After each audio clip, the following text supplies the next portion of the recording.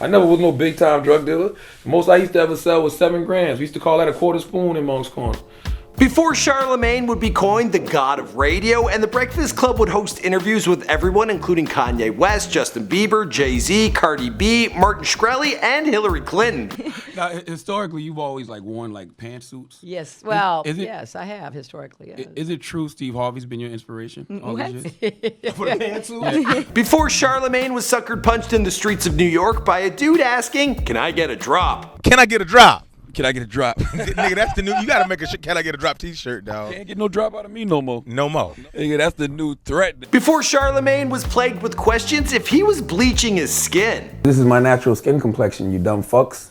It's called skin discoloration for a reason. Before Charlamagne would expand his empire with a New York Times best-selling book and take on the role of host for Uncommon Sense on MTV2. If you're blessed to get into the game and make a legit criminal-free life for yourself, take advantage of that blessing, man, so you can provide for yourself and your loved ones. Charlamagne knows what he's talking about because during his come-up, he was in and out of jail himself. Once for being involved in a shooting and other times for selling drugs, including crack. With no college diploma, Charlamagne set out to find a career for himself, and at first he toyed with the idea of becoming a rapper before taking a gig as an intern for a radio station in South Carolina. He would rise through the ranks and make his way to New York City, but not before he was fired several times. At the age of 30, he returned to his parents' home collecting unemployment with his tail between his legs, where he would wait for a year before his next shot at making it big. Focus on your breasts or something. You actually have some of the best breasts that I've ever bared witness to. You do, and some nice breasts, by the way. You got a begging ass body, I ain't gonna lie. I used to love watching you on Reno 911 because you got a great body. Now, some of you guys may have noticed that I already dropped this video and now we're doing an updated version. That's because in the first one, well, I said his name incorrectly. How embarrassing. I really should have learned from Ace Ventura 2. Shish kebab, Shawshank Redemption, Chicago! You're out of there! Go on, you're gone. It's Charlamagne, not Charlamagne. What was I thinking? Michael, you can't screw up. You're the fact god. Never forget it. What's going on, guys? My name is Michael McCredden, documenting the life and career of Charlamagne prior to fame, here for you on Before They're Famous. Now, you guys requested this video, and if you want a more in-depth look into this man's rise to fame, be sure to check out his book, Black Privilege, Opportunity Comes to Those Who Create It. I'll put a link down below. Also, let me know who's next. Alright, let's get into this bio. Again.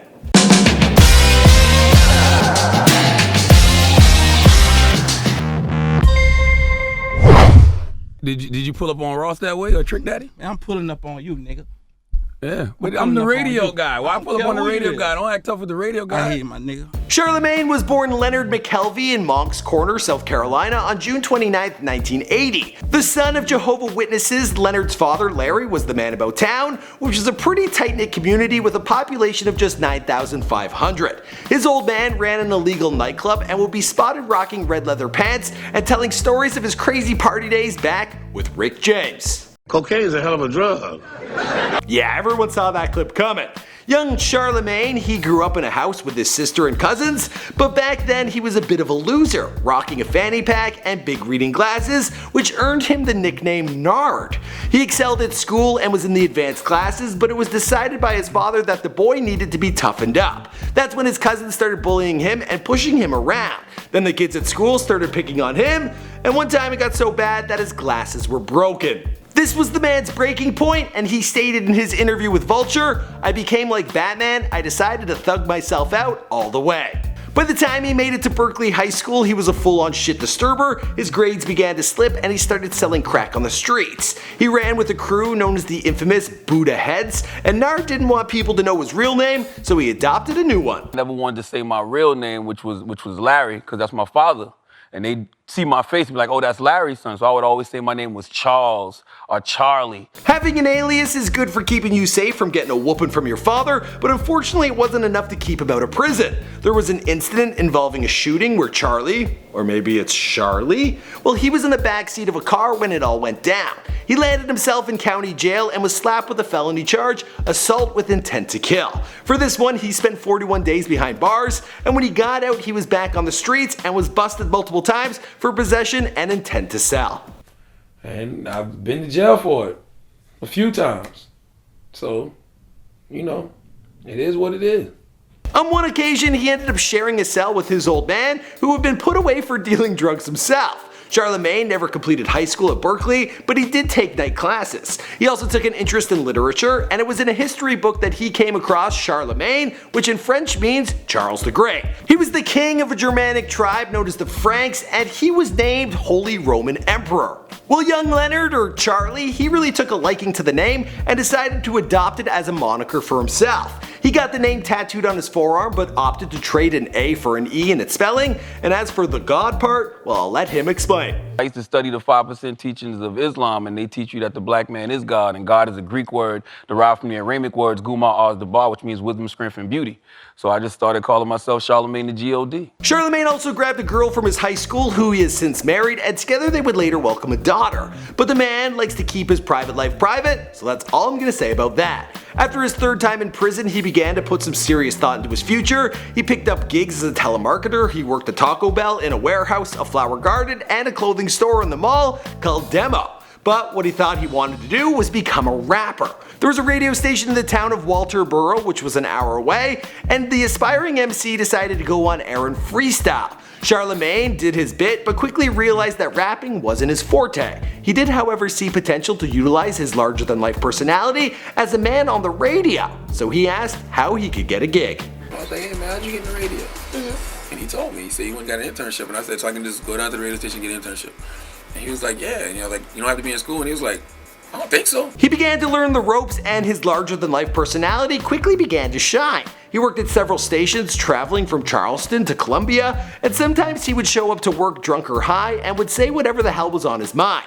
Typically, he would take a station's ratings from number 14 to number 2, but his unorthodox strategies and off-the-cuff remarks would always get him fired. In 2005, Charlamagne decided to make a big play and got in front of radio queen Wendy Williams, giving her his mixtape. Now, her reply was, "Get the fuck away from me." But despite this awkward first encounter, Wendy saw something in Charlamagne and brought him on the air as the co-host for her next gig on the WBLS show The Wendy Williams Experience. Charlamagne wasn't exactly embraced out the gate, but slowly grew on the audience, eventually becoming a fan favorite. This is Wendy's office.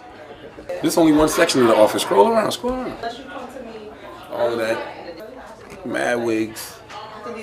It was through this gig that he discovered his talent for being up front and asking unorthodox questions from megastars that raised his publicity. The pair were on fire as a team and worked side by side as Wendy made the move into television. I need the world to love me. So here's where the real work begins. For the first year and a half, Wendy Williams and her husband couldn't afford to pay Charlamagne. Instead, they offered him a place to sleep, which he accepted, as, you know, it was all still a great opportunity. And big things, well, they seemed to be happening. Unfortunately, after 2.5 years, Charlamagne was let go from the Wendy Williams radio show, along with most of her staff. Radio, like all other businesses, is suffering right now. And I can believe that. You know, it's a bad economic time all across the board everywhere. So everybody's trying to pinch pennies. Not all hope was lost. Charlamagne picked up another radio gig, this time in Philly on 100.3, but after 6 months he was fired once again. The next year was a pretty bleak time for Charlamagne. He moved home to his parents' house in Moncks Corner, he collected unemployment and waited for his next shot at the big time. His big break would come when the owners of Power 105.1 were looking to overthrow Hot 97 and DJ Funkmaster Flex. Again, it was Charlamagne's no-hold-bars questions that would wow their audience and have him, DJ Envy, and Angela Yee not only dominating the airways, but producing viral videos. Like the time Birdman stopped by their studio for a total of 2 minutes. Yeah, but I'm the radio guy. Why pull up on the radio guy? Don't act tough with the radio guy. I hear my nigga. Y'all finished or y'all done? I ain't got no more talking. Let's rock.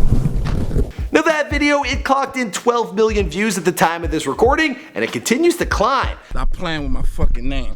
All 3 of y'all. Stop playing with my name.